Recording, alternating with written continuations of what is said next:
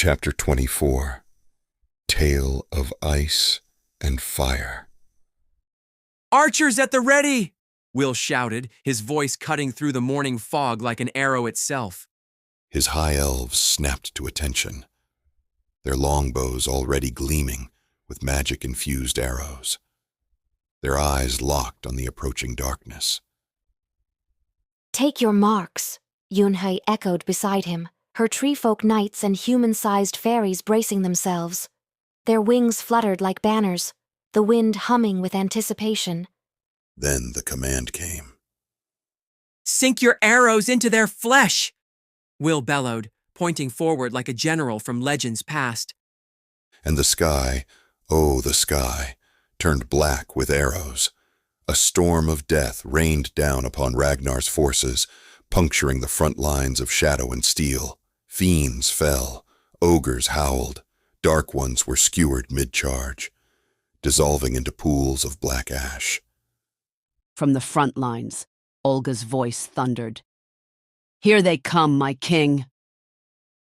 Izashi stood tall beside her, thunder crackling across his armor. His new blade, Moonlight Shortsword, hummed with electric fury. "Then we make our stand!" he roared, slamming the blade into the ground and calling forth a storm that danced across enemy ranks. "Stand your ground," Koga's voice echoed across the battlefield as the two forces collided. And then, war broke out. The world turned red. Izashi and Olga moved as one, carving a path through the demonic horde. Bolts of lightning flashed with every swing. Olga, a hurricane of muscle and fury, tore through enemy after enemy, her twin cleavers drinking deep. Meanwhile, Caleb was a blizzard in the flesh. His new blade, Ymir's breath, left icy trails in the air. Each strike froze the very soul of his enemies. Ogres shattered like glass. Shadow beasts howled as their limbs turned to brittle frost. Terrence, a storm of rage and vengeance, leapt into the air. His fanged sword and war axe twirled like death's embrace. With a wild cry, he crashed down, cleaving a massive ogre in two, its blood evaporating in the heat of his infernal armor. Back at the castle's heart, Rudra's hands moved in a radiant dance. Light pulsed from her fingertips, flowing into the heroes. "Blessings of sand and time be upon you all," she whispered, weaving support magic into the veins of war. Gabriel, Francis, and Lilith stood like a holy trinity of destruction at the eastern flank. Together, they faced down an undead dragon, its breath withering stone and steel, and a host of death golems, their bodies stitched from bone and soul.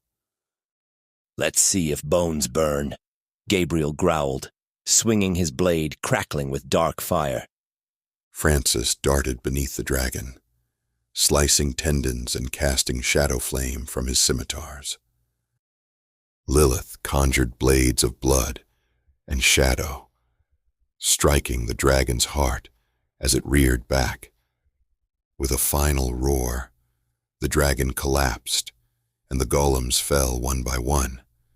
The battlefield was chaos. Fire met frost. Light clashed with shadow, and amidst it all, the heroes fought on, undaunted. Above them, dark clouds churned as Ragnar's presence loomed closer. The war for Majula had only just begun. But so had the legend of the Chosen. The war raged on. Screams of the dying mixed with the clang of steel and the roar of monstrous beasts. The heroes gave it everything. Blade, magic, will, and fury.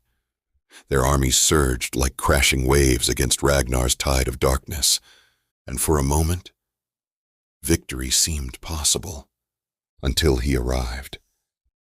The air shifted, the sky dimmed, a soul-chilling silence swept the battlefield, and then, boom, Like a storm crashing through heaven, Ragnar the Fell and his elite guard of the abyss emerged through a portal of obsidian flame. Shadow knights with burning red eyes, abominations forged in the pits of damnation, and at their center, Ragnar himself, towering, armored in jagged black, his warhammer pulsing with dark essence. With a single motion, he swung, and dozens of warriors, beastmen, orcs, fairies, angels, were obliterated.